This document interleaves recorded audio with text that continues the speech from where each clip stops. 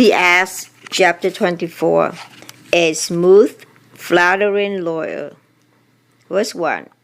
And after 5 days, Ananias, the high priest, descended with the elders and with a certain orator named Tertullus, who informed the governor against Paul. Verse 2. And when he was called forth, Tertullus began to accuse him, saying, Seeing that by thee we enjoy great quietness, and that very worthy deeds are done unto this nation by thy providence. Verse 3. We accept it always and in all places, most noble Felix, with all thankfulness. Verse 4. Notwithstanding that I be not further tedious unto thee, I pray thee that thou wouldest hear us of thy clemency a few words. Verse 5. For we have found this man a pestilent fellow, and a mover of sedition among all the Jews throughout the world, and a ringleader of the sect of the Nazarenes. Verse 6. Who also hath gone about to profane the temple, whom we took and would have judged according to our law. 7. But the chief captain Lysias came upon us, and with great violence took him away out of our hands. 8. Commanding his accusers to come unto thee, by examining of whom thyself mayest take knowledge of all these things whereof to accuse him. Verse 8 again. Commanding his accusers to come unto thee, by examining of whom thyself mayest take knowledge of all these things whereof we accuse him. Verse 9. And the Jews also assented, saying that these things were so. An honest, straight, plain talking preacher. Verse 10. Then Paul, after that the governor had beckoned unto him to speak, answered, For as much as I know that thou hast been of many years a judge unto this nation, I do the more cheerfully answer for myself. Verse 11. Because that thou mayest understand that there are yet but 12 days since I went up to Jerusalem for to worship. 12.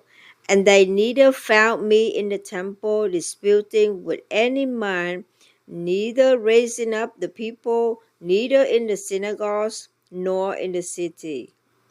13. Neither can they prove the things whereof they now accuse me. 14. But this I confess unto thee, that after the way which they call heresy, so worship I the God of my fathers, believing all things which are written in the law and in the prophets. Verse 15.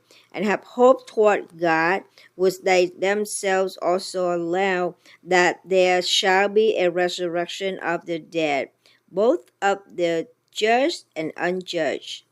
Verse 16. And herein do I exercise myself to have always a conscience void of offense toward God and toward man. 17. Now, after many years, I came to bring to my nation and offerings. 18.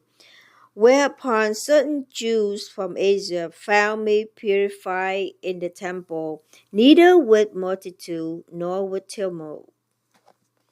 19. Who ought to have been here before thee and object, if they had aught against me. 20. Or else let these same here say, if they have found any evil doing in me, while I stood before the council. 21.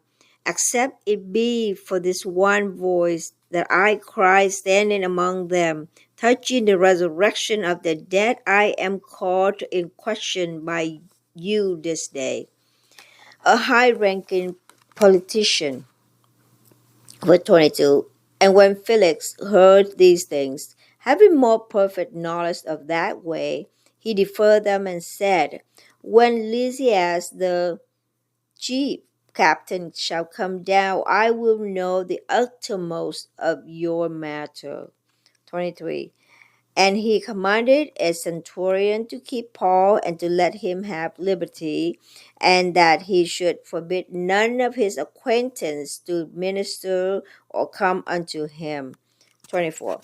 And after certain days, when Felix came with his wife Drusilla, which was a Jewess, he sent for Paul and heard him concerning the faith in Christ.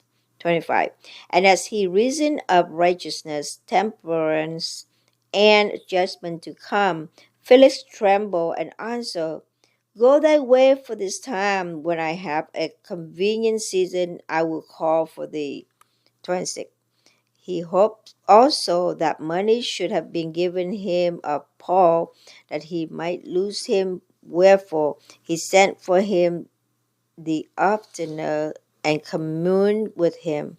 27.